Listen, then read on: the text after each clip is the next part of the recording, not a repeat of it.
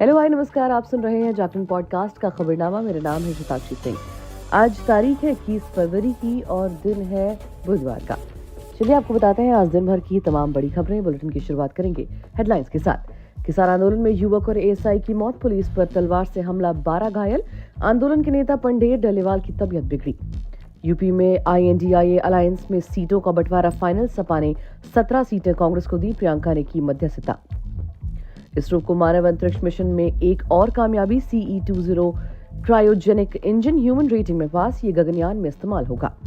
दिल्ली में द्वारका में अपार्टमेंट में लगी आग, 2 महिलाएं तीसरी मंजिल से बालकनी से कूदी, एक गंभीर। यूएन में गाजा सीज फायर पर अमेरिका का फिर अड़ंगा, तीसरी बार वीटो लगाया। इजराइल हमास जंग में अब तक 28,000 मौतें। पाकिस्तान में तय हो गया पीएम का चेहरा, जरदारी को मिलेगी राष्ट्रपति की जिम्मेदारी। भुट्टो और शरीफ की पार्टी में हुआ समझौता। भारत को 2030 तक $8 ट्रिलियन की अर्थव्यवस्था की ओर ले जाएगा UPI और आधार। डॉन 3 तो हाथ लगी, लेकिन भूल भुलैया 3 से कटा कियारा आडवाणी का पत्ता। बाबर आजम ने तोड़ा क्रिस गेल का 7 साल पुराना वर्ल्ड रिकॉर्ड। T20 क्रिकेट में अब एक नए मामले में बन गए हैं किंग। अब खबरें विस्तार से जान लीजिए। पंजाब के किसान शंभू और खनौरी बॉर्डर से दिल्ली जाने की कोशिश कर रहे हैं। दोनों ही जगहों पर किसान और पुलिस के बीच टकराव चल रहा है। पुलिस रबड़ बुलेट और आंसू गैस की गोली छोड़कर किसानों को रोक रही है। इधर खनौरी बॉर्डर पर युवा किसान की मौत हो गई।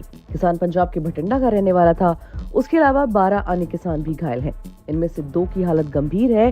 वहीं टोहाना बॉर्डर पर तैनात AI विजय कुमार की तबीयत अचानक बिगड़ गई। उन्हें अस्पताल ले जाया गया, जहां डॉक्टर्स ने उन्हें मृत घोषित कर दिया। जींद की पुलिस अधीक्षक सुमित कुमार ने बताया कि किसान आंदोलन के दौरान कुछ लोगों ने धान की पराली में आग लगाकर उसमें मिर्च डाल दी। इसके बाद पुलिस पर हमला कर दिया। धुआं ज्यादा होने की वजह से काफी किसानों ने तलवार, भालों और गंडासों से पुलिस पर हमला किया। हमले में 12 पुलिसकर्मी गंभीर रूप से घायल हो गए। वहीं लोकसभा चुनाव को लेकर समाजवादी पार्टी और कांग्रेस में बात बन गई है। यूपी में कांग्रेस 17, जबकि अखिलेश और अन्य 63 सीटों पर लोकसभा चुनाव लड़ेंगे। सीट शेयरिंग का भी ऐलान हो गया है। कांग्रेस के यूपी प्रभारी अविनाश पांडे, प्रदेश अध्यक्ष अजय राय और सपा के प्रदेश अध्यक्ष नरेश उत्तम पटेल और राजेंद्र चौधरी ने बुधवार शाम को संयुक्त प्रेस कॉन्फ्रेंस की। 7 साल बाद सपा कांग्रेस ने एक साथ मीडिया से बातचीत की। इससे पहले 2017 में अखिलेश यादव और राहुल गांधी ने एक साथ चुनाव लड़ने और सीट शेयरिंग की जानकारी दी थी। सपा नेता राजेंद्र चौधरी ने कहा कि लखनऊ में हम आपसे बात कर रहे हैं, लेकिन भारत को बचाने का संदेश पूरे देश में जा रहा है। यूपी में 80 लोकसभा सीटें हैं। अखिलेश यादव ने बार बार कहा है कि 2014 में यूपी से ही भाजपा आई थी और 2024 में यहीं से भाजपा सत्ता से बाहर जाएगी। वहीं अखिलेश यादव से जब इस बारे में सवाल पूछा गया तो उन्होंने कहा कि गठबंधन होगा, अंत भला तो सब भला। बढ़ते अगली खबर की तरफ। इंडियन स्पेस रिसर्च ऑर्गेनाइजेशन यानी कि इसरो ने अपने CE-20 क्रायोजेनिक इंजन की ह्यूमन रेटिंग सफलतापूर्वक पूरी कर ली है। ये इंजन गगनयान मिशन का एक अहम कंपोनेंट है। ये इंजन गगनयान के LVM-3 लॉन्च व्हीकल के क्रायोजेनिक स्टेज को पावर करेगा। इसरो के एक अधिकारी के मुताबिक ग्राउंड क्वालिफिकेशन टेस्ट का फाइनल राउंड 13 फरवरी 2024 को पूरा हो गया है। फाइनल टेस्ट के तहत इसरो प्रोपल्शन कॉम्प्लेक्स के हाई ऑल्टीट्यूड टेस्ट फैसिलिटी में वैक्यूम इग्निशन टेस्ट किया गया। इससे पहले 6 टेस्ट हो चुके हैं। ग्राउंड क्वालिफिकेशन टेस्ट के तहत पहले सामान्य ऑपरेटिंग कंडीशंस में life demonstration test, endurance test और परफॉर्मेंस असेसमेंट टेस्ट किया गया। इसके बाद यही सारे टेस्ट असामान्य कंडीशंस में भी किए गए। इसके साथ ही सारे ग्राउंड क्वालिफिकेशन टेस्ट पूरे हो गए। गगनयान में 3 दिनों के मिशन के लिए 3 सदस्यों के दल को 400 किलोमीटर ऊपर पृथ्वी की कक्षा में भेजा जाएगा। इसके बाद क्रू मॉड्यूल को सुरक्षित रूप से समुद्र में लैंड कराया जाएगा। यह अगले साल की शुरुआत के लिए प्लान किया गया है। वहीं दिल्ली में एक बड़ा हादसा हो गया। दिल्ली के द्वारका सेक्टर 10 में एक रेजिडेंशियल अपार्टमेंट की तीसरी मंजिल के फ्लैट में बुधवार की सुबह 10 बजे भीषण आग लग गई। मौके पर पहुंची दमकल की 4 गाड़ियों ने आग पर काबू किया। दिल्ली पुलिस ने बताया कि फायर डिपार्टमेंट के साथ जब वो मौके पर पहुंचे तो बालकनी में खड़ी 2 महिलाएं कूद गईं। इनमें से एक को दमकल के कर्मचारियों ने बचा लिया। हालांकि दूसरी महिला को ज्यादा चोटें आईं। घायल महिला गंभीर हालत में अस्पताल में भर्ती है। आग लगने का कारण गैस लीक बताया जा रहा है। विदेशी खबरों की बात करें तो इजराइल हमास जंग को लेकर यूनाइटेड नेशन सिक्योरिटी काउंसिल यानी कि UNSC में भारतीय समय के मुताबिक मंगलवार देर रात बैठक हुई। इसमें अमेरिका ने गाजा में फौरन सीज फायर किए जाने वाले प्रस्ताव खारिज कर दिए। न्यूज एजेंसी रॉयटर्स के मुताबिक अमेरिका ने UN में तीसरी बार वीटो पावर का इस्तेमाल करते हुए सीज फायर प्रस्ताव खारिज किया। इसके पहले अमेरिका ने दिसंबर में पेश किए गए सीज फायर प्रस्ताव को भी खारिज किया था। ये प्रस्ताव नॉर्थ अफ्रीकी देशों अल्जीरिया में पेश किया गया था। 15 मेंबर देशों ने वोटिंग में हिस्सा लिया। 13 देशों ने सीज फायर के पक्ष में वोट किया। ब्रिटेन में वोटिंग में हिस्सा नहीं लिया। वहीं अमेरिका ने वीटो लगा दिया।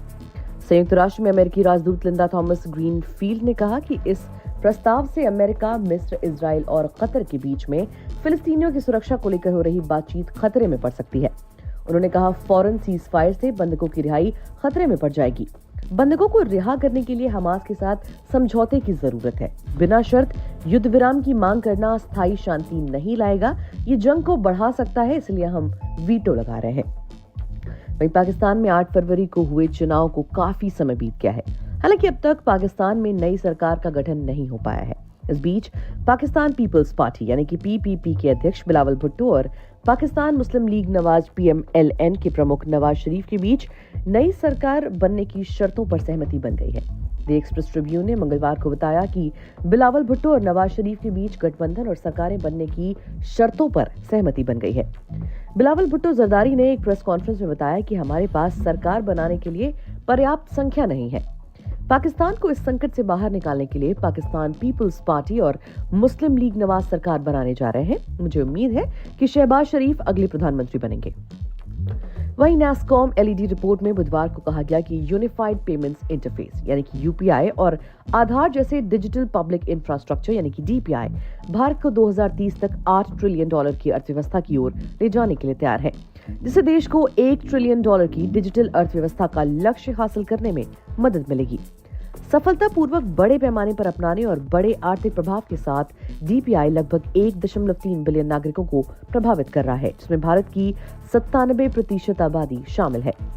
परिपक्व डीपीआई ने 2022 में भारत के सकल घरेलू उत्पाद यानी कि जीडीपी के 0.9% के बराबर $31.8 बिलियन का मूल्य सृजन सक्षम किया।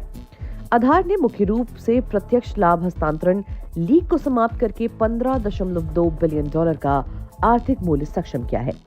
वैश्विक परामर्श फर्म ऑथर डी लिटिल के सहयोग से नैस्कॉम की रिपोर्ट के अनुसार यूपीआई ने सभी क्षेत्रों में नकद लेन देन और इलेक्ट्रॉनिक हस्तांतरण यानी कि ट्रांसफर की जगह ले ली है और $16.2 बिलियन का योगदान दिया है। हॉरर कॉमेडी फिल्म भूल भुलैया 3 की स्टार कास्ट को लेकर बीते दिनों से लगातार अपडेट सामने आ रही है। बीते दिनों पहले मेकर्स की ओर से इस बात का ऐलान किया गया कि एक्ट्रेस तब्बू की जगह इस मूवी के तीसरे पार्ट में विद्या बालन नजर आएंगी। इस बीच अब कार्तिक आर्यन ने ये अनाउंसमेंट कर दी है कि भूल भुलैया 3 में कियारा आडवाणी को रिप्लेस किया गया है और उनकी जगह एनिमल मूवी फेम तृप्ति डिमरी ने ले ली है। लंबे समय से इस बात की चर्चा जोरों शोरों से चल रही थी कि कार्तिक आर्यन स्टारर भूल भुलैया में तृप्ति डिमरी एंट्री लेती हुई नजर आ सकती है। मंगलवार को कार्तिक ने अपने ऑफिशियल इंस्टाग्राम हैंडल पर फिल्म की नई एक्ट्रेस को लेकर एक सस्पेंस पजल गेम खेला है और फैंस से अदाकारा का नाम गेस करने को बोला है। पोस्ट में मौजूद तस्वीर की हल्की सी झलक देखने से इस बात का पता चल रहा है कि एक्ट्रेस कोई और नहीं बल्कि रणबीर कपूर की फिल्म एनिमल में जोया का किरदार निभाने वाली तृप्ति डिमरी है। इस बात की जानकारी से साफ कहा जा सकता है कि तृप्ति डिमरी ने भूल भुलैया 3 में कियारा आडवाणी को रिप्लेस कर दिया है। बात करें खेल जगत की तो पाकिस्तान टीम के पूर्व कप्तान बाबर आजम ने T20 क्रिकेट में एक बड़ा रिकॉर्ड अपने नाम कर लिया। बाबर आजम T20 क्रिकेट में सबसे तेज 10,000 रन बनाने वाले बैटर बन गए हैं। 21 फरवरी को पेशावर जालमी की तरफ से खेलते हुए बाबर ने अपनी पुरानी फ्रेंचाइजी कराची किंग्स के लिए PSL 2024 के मैच में ये कारनामा अपने नाम किया। इस दौरान बाबर आजम ने क्रिस गेल का 7 साल पुराना वर्ल्ड रिकॉर्ड भी ध्वस्त कर दिया। दरअसल PSL 2024 में 21 फरवरी को कराची किंग्स के खिलाफ मैच में बाबर आजम ने 2 रन लेते ही 10,000 T20 रन अपने नाम किए। मीर हमजा की गेंद पर बाबर ने कवर ड्राइव से 2 रन बटोरे और ये कारनामा हासिल किया। बाबर आजम ने महज 29 साल और 129 दिनों की उम्र में ये मुकाम हासिल कर लिया। बाबर ने 271वीं T20 पारी में ये कारनामा किया। इससे पहले ये विश्व रिकॉर्ड क्रिस गेल के नाम था, जिन्होंने 285 T20 पारियों में 10,000 रन का आंकड़ा पार कर लिया था। साल 2017 में गेल ने ये मुकाम हासिल किया था। वहीं कोहली ने 299 T20 पारियों में 10,000 रन पूरे किए थे। तो आज के लिए फिलहाल इतना ही। देश और दुनिया की तमाम खबरों को जानने के लिए जुड़े रहिए हमारे साथ और सुनते रहिए जागरण पॉडकास्ट का खबरनामा।